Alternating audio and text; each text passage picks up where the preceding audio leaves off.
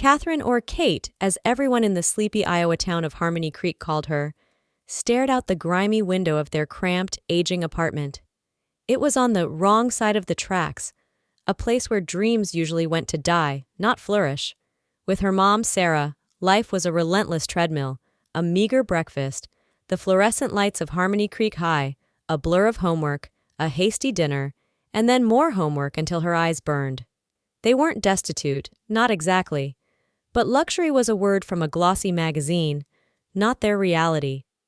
Sarah's salary as an accountant at the local cooperative farm, Harmony Creek Farms, was their lifeline. But that lifeline was fraying. For the past 6 agonizing months, Sarah's health had taken a nosedive. Mysterious pains, crushing fatigue. She was taking more sick days than work days. Doctors muttered about serious treatment, a phrase that echoed in Kate's mind like a death knell because serious meant expensive, and expensive was a 4-letter word they couldn't afford. To make matters worse, Harmony Creek Farms itself was teetering on the brink. Management, bless their hearts, hadn't laid Sarah off, valuing her years of loyalty and expertise. But Kate, a sharp 15-year-old who saw more than most, knew it was a ticking time bomb. "Mom," Kate began hesitantly one evening, poking at her mac and cheese, the silence in their small kitchen thick with unspoken fears.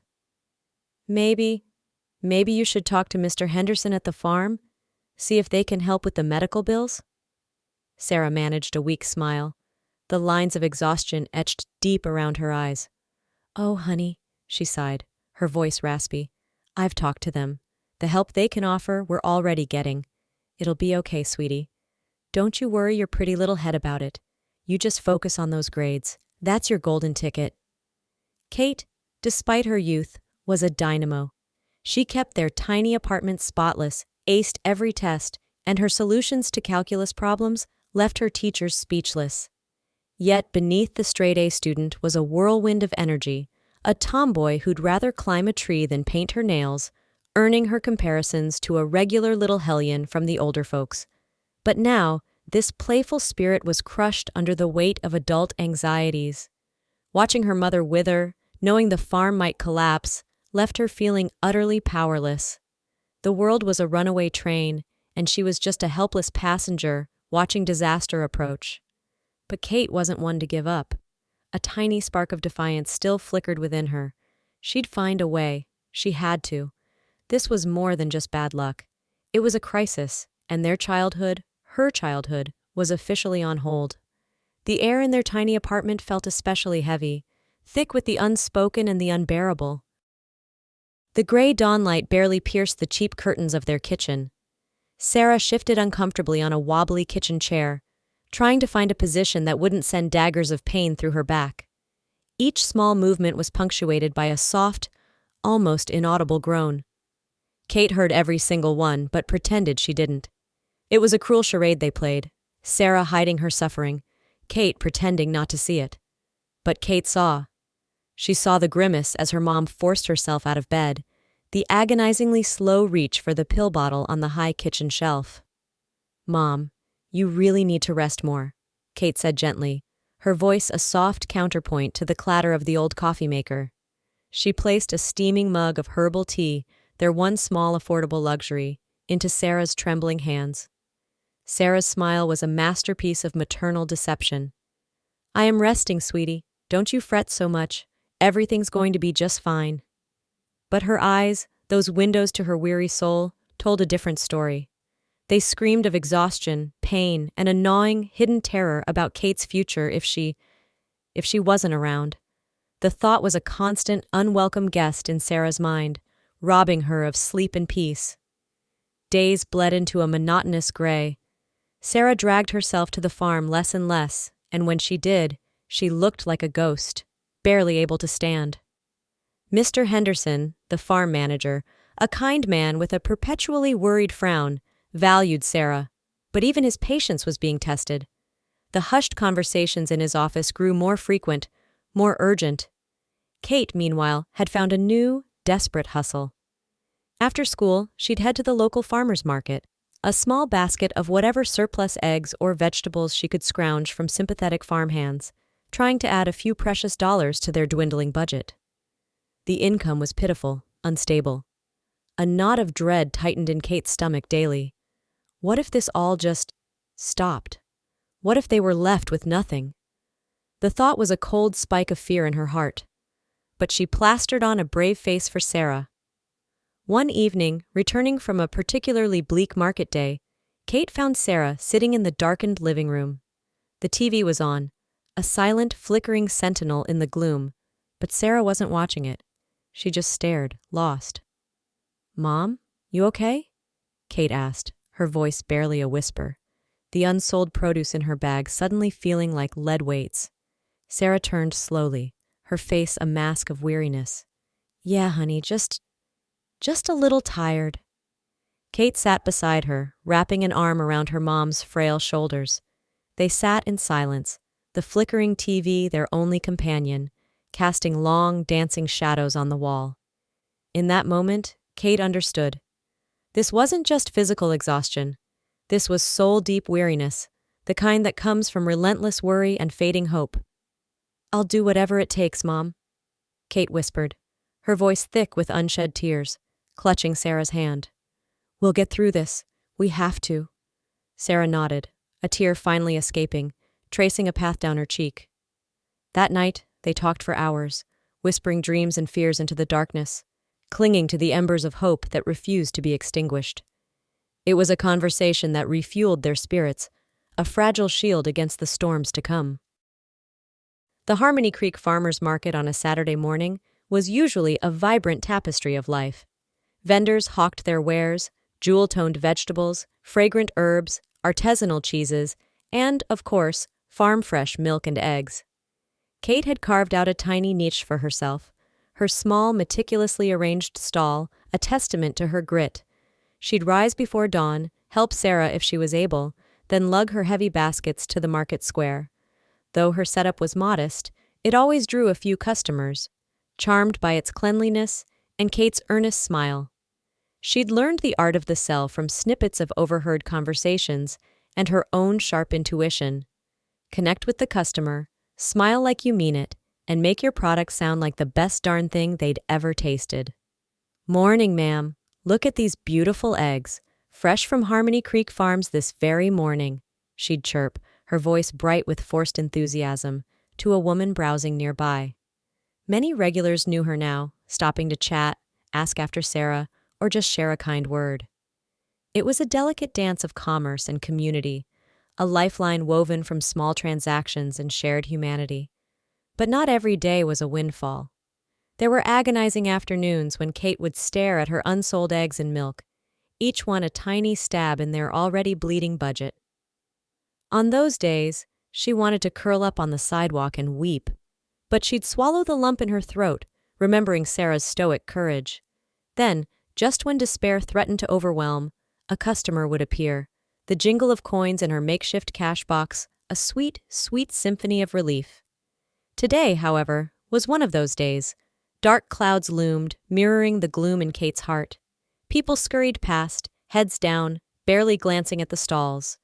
Kate took a deep breath, trying to channel her mom's "after the rain comes the sunshine" optimism. "Fresh eggs, folks, each one personally inspected for perfection," she called out, her voice a little too loud, a little too desperate. And then, as if summoned by her plea, a booming voice cut through the market hum.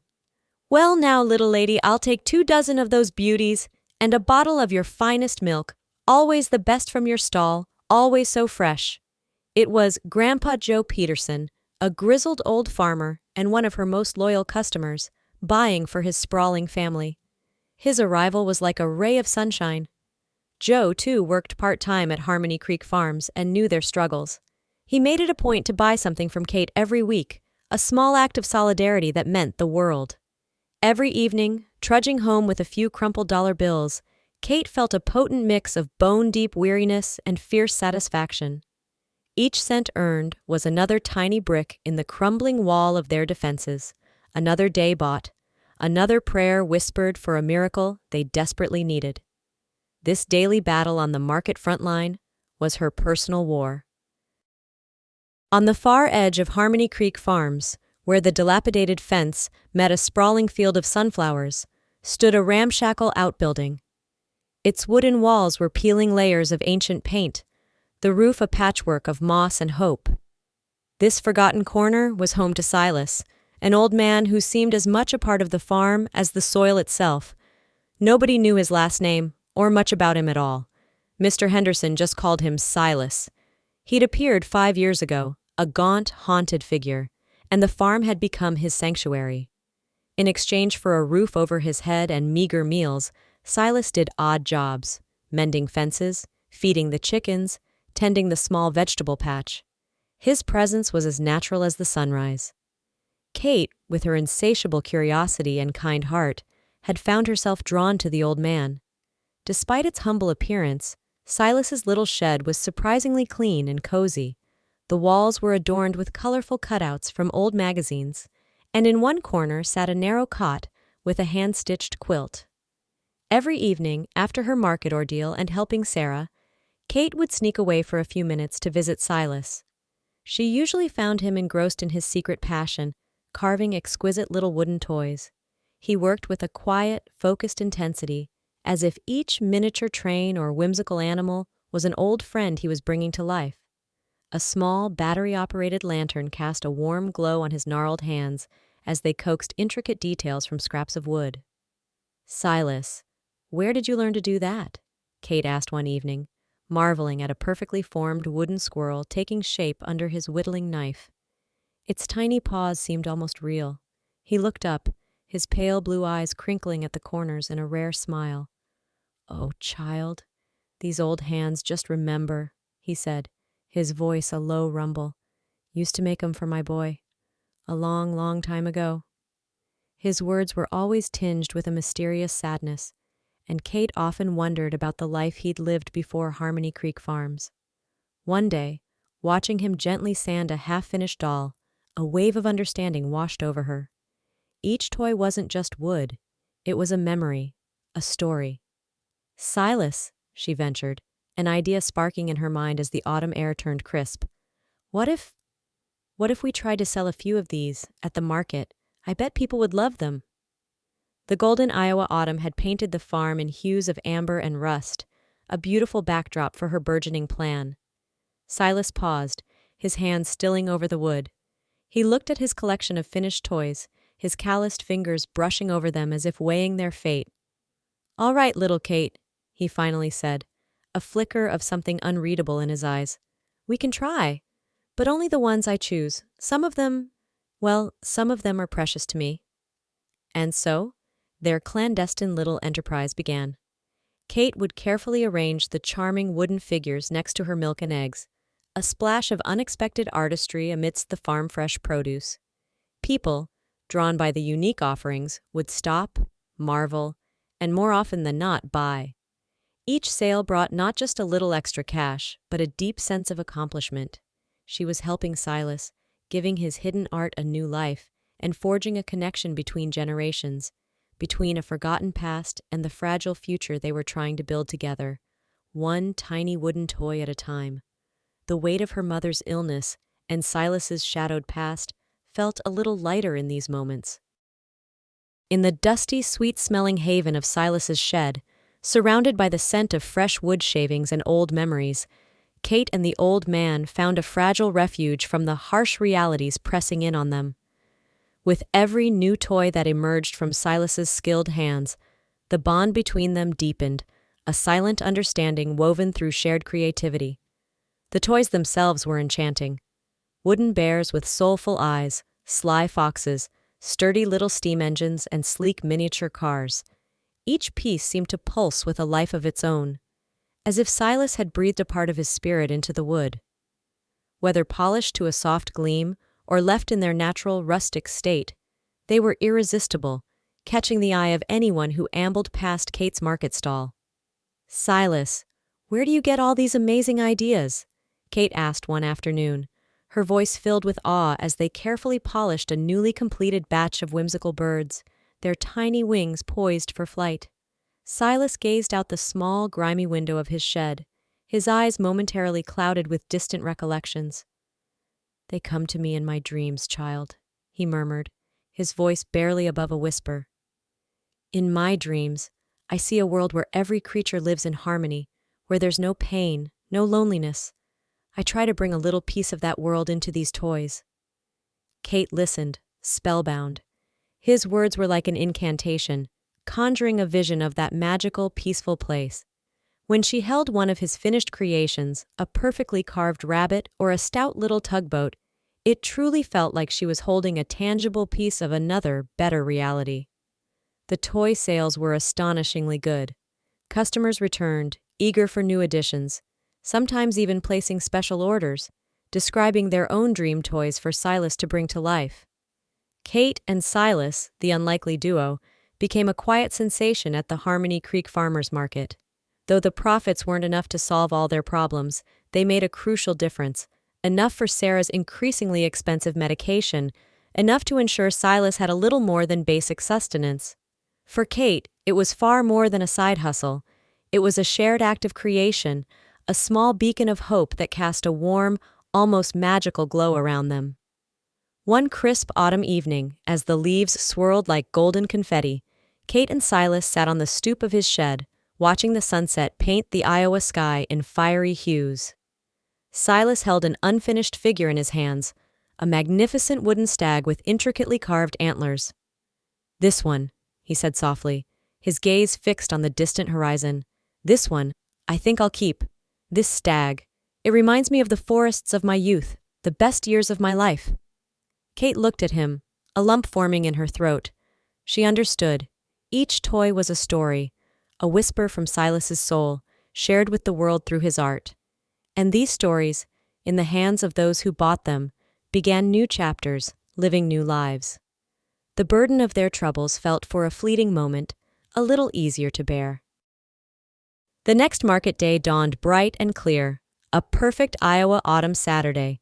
Kate carefully arranged her usual produce, creamy milk, fresh eggs, and alongside them, a growing colorful collection of Silas's wooden wonders.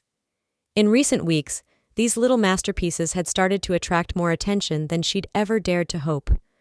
But today felt different.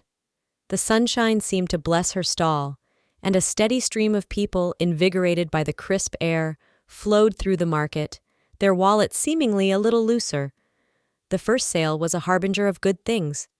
A young mother with a wide-eyed little boy paused, the child instantly captivated by a brightly painted wooden rabbit. "Mommy, look, a bunny! Can I have him? He's so cute!" the boy babbled, clutching the toy as if it were precious treasure. The mother, charmed by her son's delight, smiled. "Of course, sweetie. How much for this adorable rabbit?" she asked Kate. After that, it was like a dam had burst. People, seeing the little boy's joy, flocked to Kate's stall. Each toy seemed to find its perfect owner. Whimsical animals, sturdy little trucks, charming miniature trains. They flew off her table like hotcakes on a cold morning. One woman, impeccably dressed in an elegant coat that spoke of city money, spent a long time examining each piece, her fingers tracing the smooth wood with an appreciative touch. "This is true artistry," she remarked, finally selecting a cunningly carved wooden fox, its painted fur a rich russet. "You know," she continued, her eyes sparkling with professional interest, "my husband owns a small art gallery in Des Moines. I think he'd be absolutely fascinated by these. May I leave you my card? Perhaps he could contact you, or the artist, to discuss a possible exhibition?"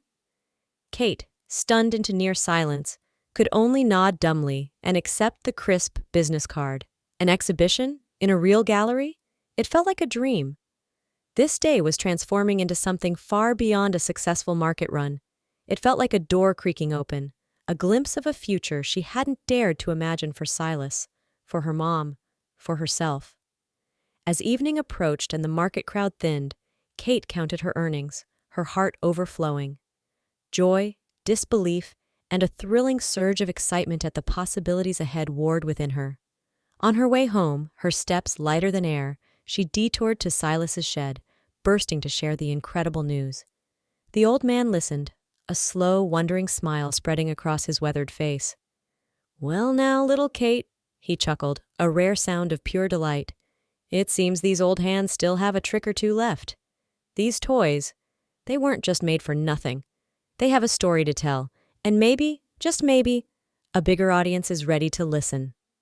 That evening, over a shared cup of weak tea and a celebratory cookie, they talked late into the night, their conversation buzzing with future plans, new toy ideas, and a hope so potent it felt like it could light up the darkening farm. Just as a fragile tendril of hope began to unfurl for Kate and Sarah, a dark shadow fell over Harmony Creek Farms. The strange, unsettling events started subtly, then escalated with chilling speed. The place that had been their precarious sanctuary, their source of slender hope, began to feel like a trap. One frosty morning, with a heavy fog still clinging to the fields like a shroud, Kate noticed an unusual commotion near the farm's main office. Sleek, black sedans, the kind that screamed big city money and rarely graced their dusty rural roads, were parked conspicuously. Their tinted windows seemed to absorb the pale morning light, giving nothing away. Kate, her curiosity pricked by a sudden, inexplicable unease, crept closer, hiding behind the corner of an old storage barn. Men in expensive, sharply tailored suits emerged from the cars. They spoke in low, controlled voices, but their gestures were sharp, demanding. Among them, Kate recognized a face that had flashed across local news segments: Michael Warren, a ruthless real estate tycoon from a neighboring county, notorious for his aggressive takeovers. Whispers had circulated for months about his interest in acquiring farmland for a massive new development. What on earth is he doing here? Kate wondered, her heart sinking. She couldn't hear their exact words, but she saw Warren gesturing expansively, pointing towards the farm buildings, the fields, even in the direction of Silas's humble shed. Mr. Henderson and the other farm board members, usually so stoic and self-assured, looked visibly shaken, almost subservient. It was a chilling tableau. After the unwelcome visitors departed in a cloud of dust and unspoken threats, Kate hurried to Silas's shed, her mind racing with foreboding. Silas, who always seemed to possess an uncanny, ancient wisdom, listened to her hurried account, his face growing graver with each word. This time, he didn't offer comforting platitudes. He simply shook his head, his gaze distant and troubled. "The storm clouds are gathering, little Kate," he murmured, staring into the middle distance as if seeing a bleak future. And these aren't just autumn squalls. His words proved prophetic. The following weeks brought a relentless barrage of official visits. Health inspectors, fire marshals, even county zoning officials began to make regular, unannounced inspections. Each visit unearthed a litany of trivial, previously overlooked violations. Fines started to pile up, a deliberate, systematic assault designed to bleed the already struggling farm dry. It became terrifyingly clear. Warren, having failed to secure the land through a straightforward purchase, was now resorting to a campaign of bureaucratic warfare. Kate watched helplessly as Mr. Henderson and the other farm workers grew increasingly stressed and demoralized. She tried to shield Sarah from the worst of it, but her mom saw the strain, returning home each day more exhausted, more defeated. Yet, even amidst this escalating crisis, Kate and Silas clung to their small enterprise. Each toy sold at the market felt like a tiny act of defiance, a small victory against the dark tide threatening to engulf them. But Kate knew with a chilling certainty that the charming wooden toys were just a temporary reprieve. The fate of Harmony Creek Farms, their home, their livelihood, now hung by the thinnest of threads. One evening, staring into her lukewarm soup, Kate's gaze hardened. The image of Warren's arrogant smirk flashed in her mind. "We can't just sit here and let him destroy everything," she declared to Sarah, her voice trembling with a newfound resolve. "We have to fight back. We have to save the farm." Sarah looked at her daughter, a flicker of surprise, then a spark of renewed hope igniting in her weary eyes. "You're right, honey. We don't go down without a fight."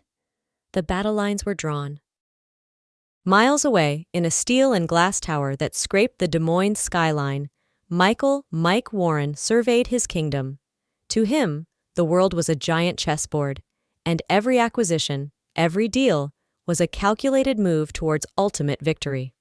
Harmony Creek Farms, with its rolling acres of prime, picturesque land on the outskirts of that quaint little town, was his latest obsession. In his mind's eye, he didn't see golden wheat fields or contented cows. He saw a gleaming new shopping mall, luxury condos, a monument to his ambition. A project that promised not just obscene profits, but a further cementing of his reputation as the region's preeminent developer. But the stubborn farmers, the sentimental fools on the Harmony Creek Cooperative Board, were standing in his way.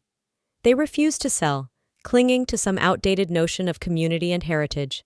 They babbled about preserving jobs, about the farm being their home, their legacy. Warren scoffed. Legacy? He was building his own legacy, one of concrete and commerce. He was drumming his fingers impatiently on his vast mahogany desk, littered with blueprints and market analyses, when Ivan Petrov, his chief legal counsel, entered. Petrov was a sleek, unnervingly calm man, a master of navigating and bending the labyrinthine corridors of the law to serve Warren's interests. "Ivan," Warren snapped, his voice sharp, his gaze unwavering, "what's the latest on that Harmony Creek backwater? Why are those hicks still holding out?" Petrov, accustomed to his boss's volcanic temper, maintained his composure. "Mr. Warren, they're attached to the land. They speak of job losses, of it being their only home. They hope to weather this current financial difficulty and keep their little community intact." "Sentimental drivel!" Warren spat, his fist clenching. "We need to apply more pressure, Ivan. Serious pressure. We have the resources to make them understand reality. Start with the legal screws. Comb through their tax records, their permits, their loan agreements. Find every loophole, every forgotten ordinance, every hairline crack we can exploit." Ivan Petrov nodded, his expression impassive. Ethics, humanity, these were quaint concepts, irrelevant when Michael Warren had a goal in his sights. As he exited the opulent office, Petrov was already mentally cataloging the various agencies he could sic on the unsuspecting farm, a carefully orchestrated campaign of inspections and fines designed to cripple their operations and break their will. Warren, meanwhile, leaned back in his leather chair, a predatory smile playing on his lips. He envisioned the transformation, the rustic charm of Harmony Creek obliterated, replaced by a glittering retail mecca. He cared nothing for the lives he would upend, the community he would shatter. His dream was to see that fertile earth, currently wasted on crops and livestock, give birth to a steel and glass behemoth, a testament to his power, his vision, his unassailable success. The quaint little farm was merely collateral damage in his grand design. It was time to crush them. The onslaught began subtly, then escalated with brutal efficiency.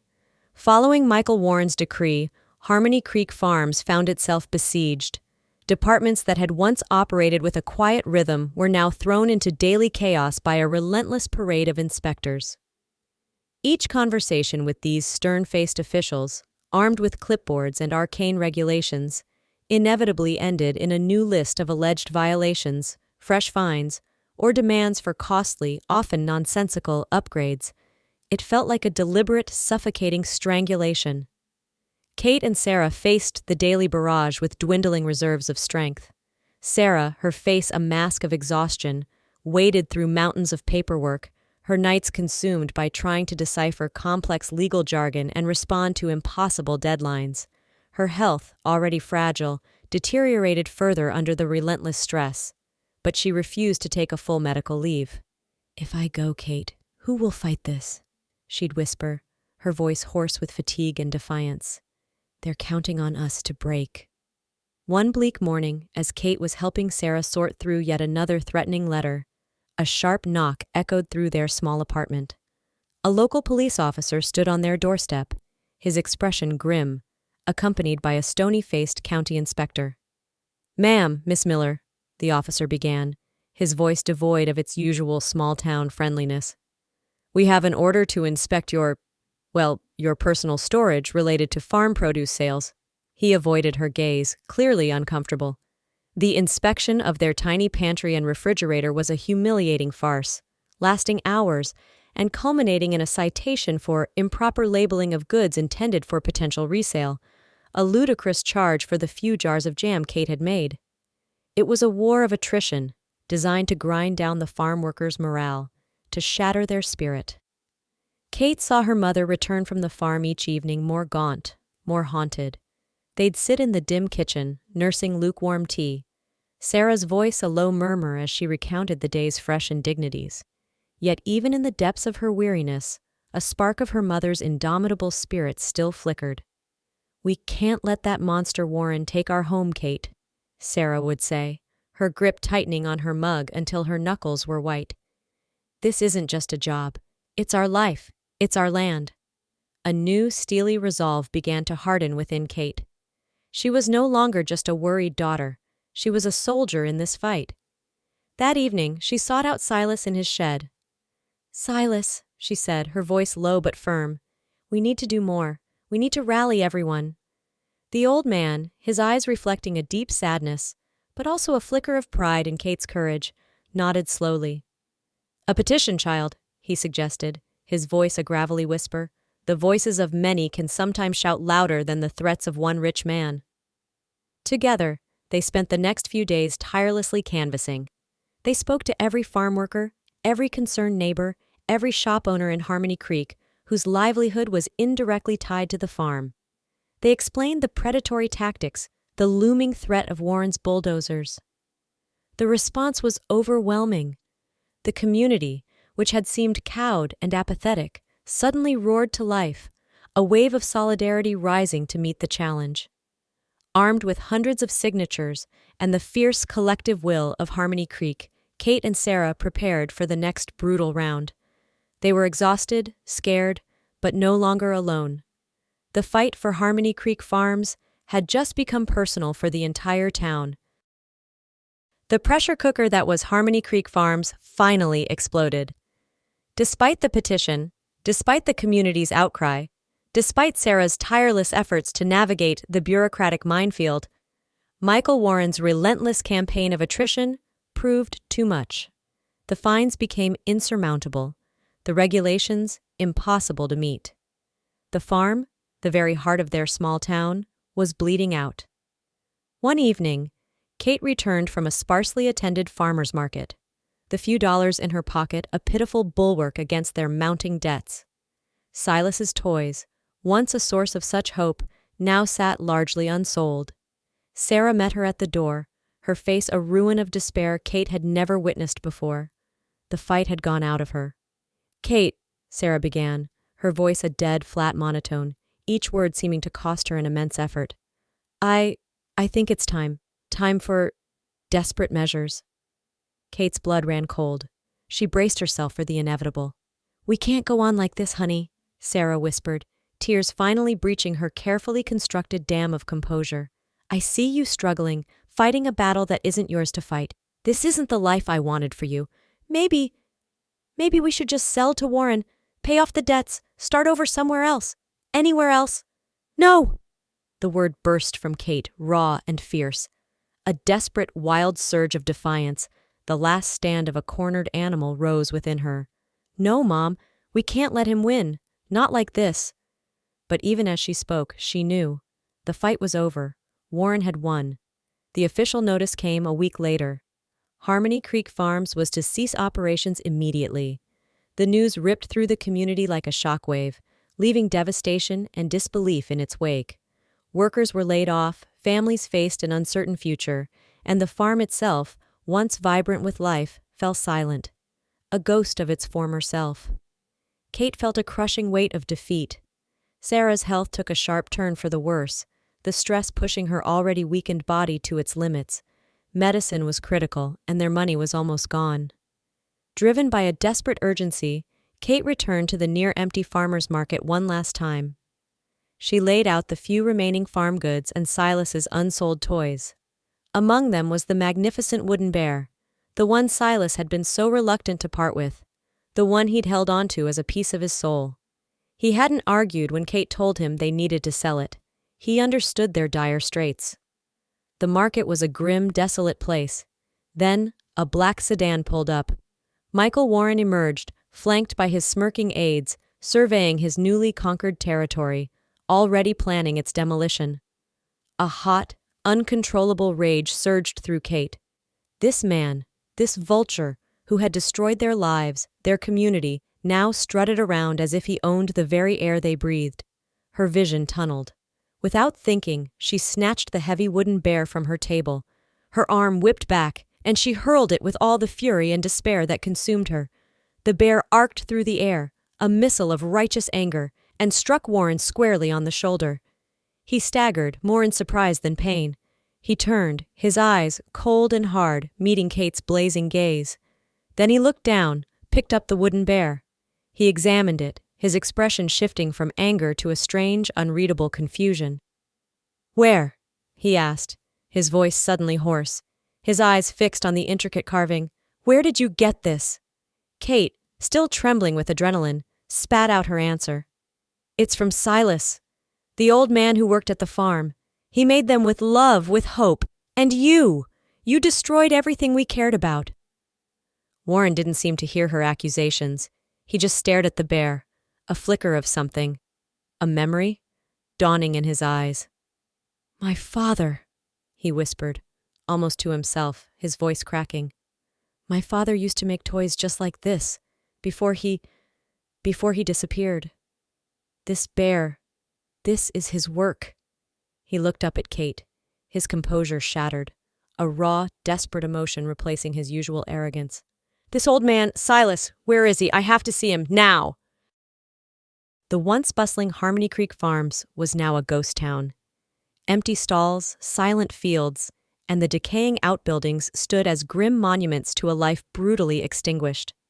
Michael Warren, his usual arrogance replaced by a raw, almost fearful urgency, sat stiffly in the passenger seat of his luxury sedan as Kate directed his driver through the rutted tracks of the desolate farm.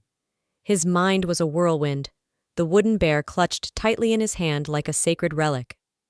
Kate watched him, a strange mix of lingering anger and dawning apprehension swirling within her. This powerful, ruthless man now seemed vulnerable. The car bumped to a halt near Silas's dilapidated shed. The silence was profound, broken only by the mournful cooing of a few abandoned pigeons. They stepped out, the dust of the neglected farm swirling around their ankles.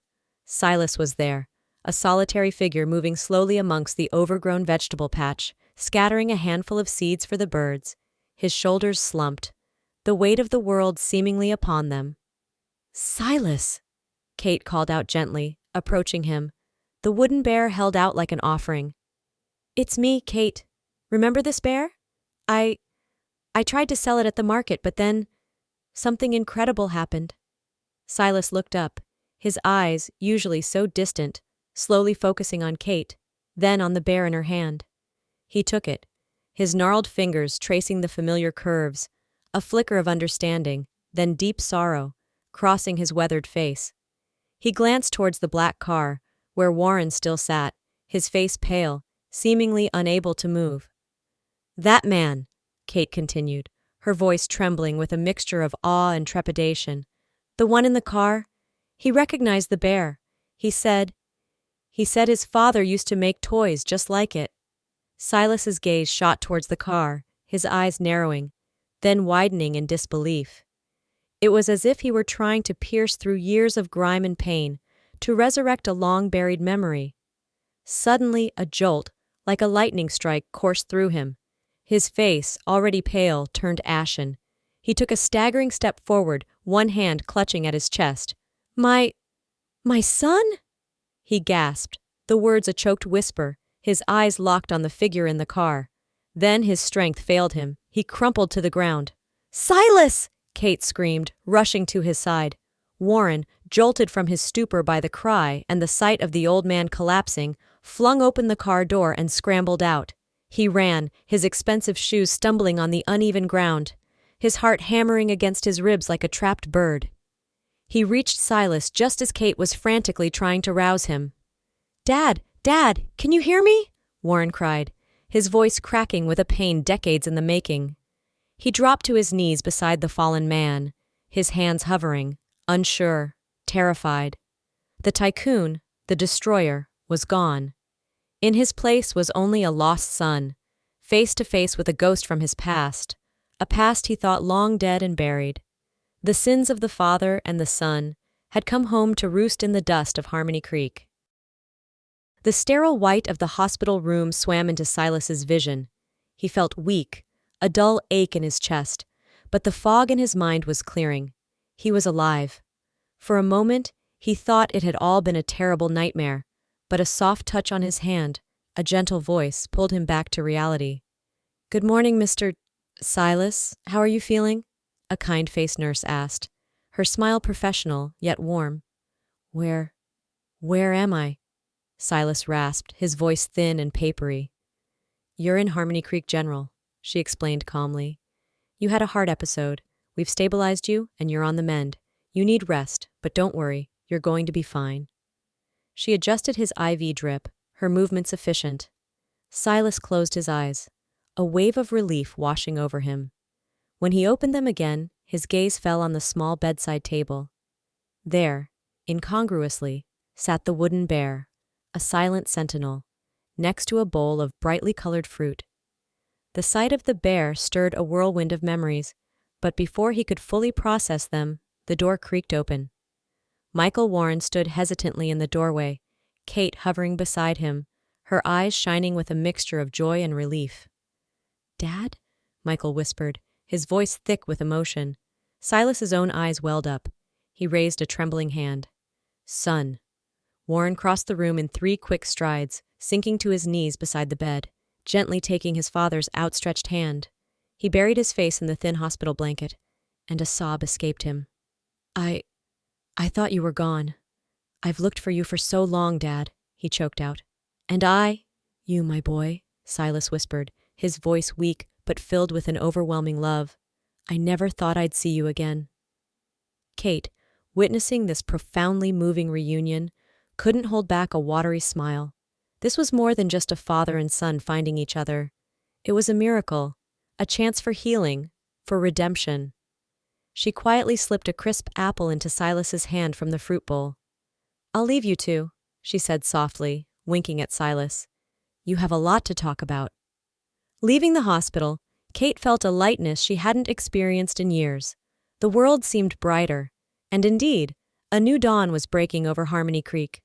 Michael Warren, confronted by the devastating consequences of his greed and the miraculous return of his father, underwent a profound transformation. The shame of what he'd almost destroyed, the community his father had found refuge in, morphed into a fierce determination to make amends. He poured his resources, his energy, his very soul into rebuilding Harmony Creek Farms, not as a monument to his ego, but as a thriving testament to community and family. Kate threw herself back into her studies with renewed vigor, her grades soaring. Sarah, her health miraculously improving with access to proper care and the lifting of her crushing burdens, was once again a vibrant force, bustling around the revitalized farm, expertly handling the administrative side. Life bloomed anew. One sunny morning, Michael led Silas out towards the old, dilapidated shed. "Dad, I have a surprise for you," he said, a mysterious smile playing on his lips. Kate, practically bouncing with excitement, trailed behind them. When they reached the spot where the old shed had stood, Silas looked around, confused. "My workshop?" Michael gently steered him towards a brand-new, beautifully constructed building nearby, its windows gleaming, the scent of fresh pine in the air. "This, Dad," Michael announced, his voice filled with pride, "is your new workshop, built with love, for you to continue your incredible craft." Silas stepped inside, his eyes wide with disbelief. It was perfect, spacious, well-lit, equipped with the finest tools, and on a central workbench, pride of place, sat the wooden bear that had reunited them. Tears streamed down Silas's face. It's wonderful. Thank you, son. Thank you, Kate."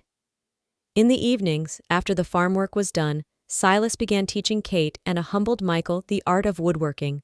Laughter filled the new workshop as they fumbled with tools, their creations often more comical than crafted. Kate, however, proved a quick study. "Well, look at that," Michael joked one night, holding up his lopsided attempt at a wooden rabbit next to Kate's charmingly finished piece. Outdone by a teenager, joining them one evening, tried her hand at carving. Her attempt at a dog ended up looking like a bizarre, endearing hybrid of an elephant and a hippopotamus. The elephopotamus, as they dubbed it, now sat on Kate's nightstand, a cherished reminder of their journey through hardship and the miraculous, joyful future they were building together, piece by loving piece.